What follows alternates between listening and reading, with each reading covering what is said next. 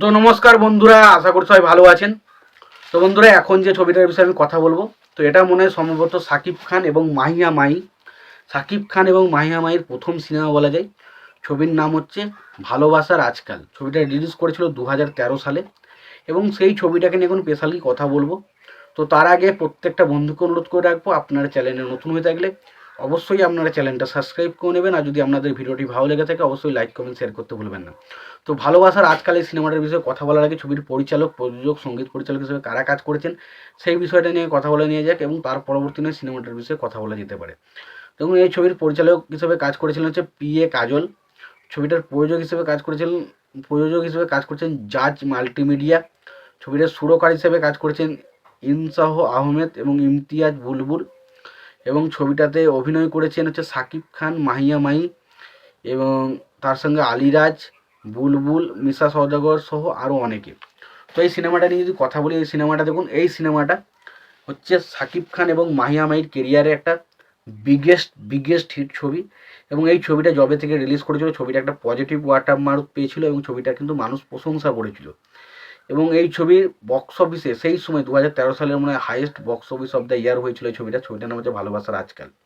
তো খুবই ভালো একটা সিনেমার মধ্যে মাহিয়া মাহি এবং সাকিব খানের মধ্যে যে কেমিস্ট্রি, সেটা দারুণভাবে ওয়ার্ক করেছিল। ফার্স্ট টাইম ছবি আপনি দেখে বুঝতেই পারবেন না যে সাকিব খানের সাথে মাহির এটা প্রথম ছবি ছিল, বাট ছবিটা কিন্তু দুরন্তভাবে ওয়ার্ক করে। ছবির গানগুলো, বিশেষ করে ছবির গানগুলো কিন্তু প্রত্যেকটা গান চরম সফলতা পায়। প্রত্যেকটা গান, মোটামুটি 5টা না 6টা গান রয়েছে ছবির মধ্যে, এবং প্রত্যেকটা গান মোটামুটি দারুণ সফলতা পেয়েছিল। এবং ছবির গানের মিউজিক ডিরেক্টর 3-4 জন কাজ করেছিল, তার মধ্যে নাম উল্লেখযোগ্য বললাম তো ইমন শাহ এবং ইমতিয়াজ বুলবুল এরা দুজন তো দারুণভাবে মিউজিক দিয়েছিল।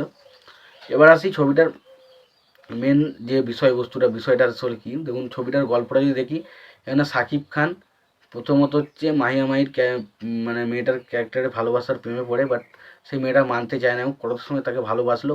তাদের ভালোবাসার কি শেষ পর্যন্ত মর্যাদা পায়, এবং ভালোবাসা নিয়ে যে একটা আজকে বর্তমানে যেটা ছিনিমিনি খেলা হচ্ছে, সেই বিষয়টাকে কিন্তু ছবির মধ্যে ভালোবাসা দেখানো হয়েছে।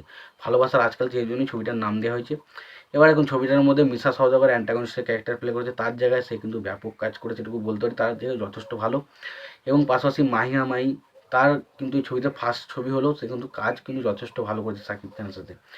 এবং যেটা বলবো যে ছবির মধ্যে বাকি যারা সাপোর্টিং কাস্টিং হিসেবে যারা কাজ করেছে, সেই জায়গাগুলো বেশ ভালো। ছবির প্রেমের অ্যাঙ্গেলটা, ছবির মধ্যে যে প্রেমের অ্যাঙ্গেলগুলো দেখানো হয়েছে, সেটা কিন্তু ছবিতে কিছু জায়গায় ওয়ার্ক করে, কিছু কিছু জায়গায় ওয়ার্ক করে না, বা কিছু কিছু জায়গায় ওয়ার্ক করে।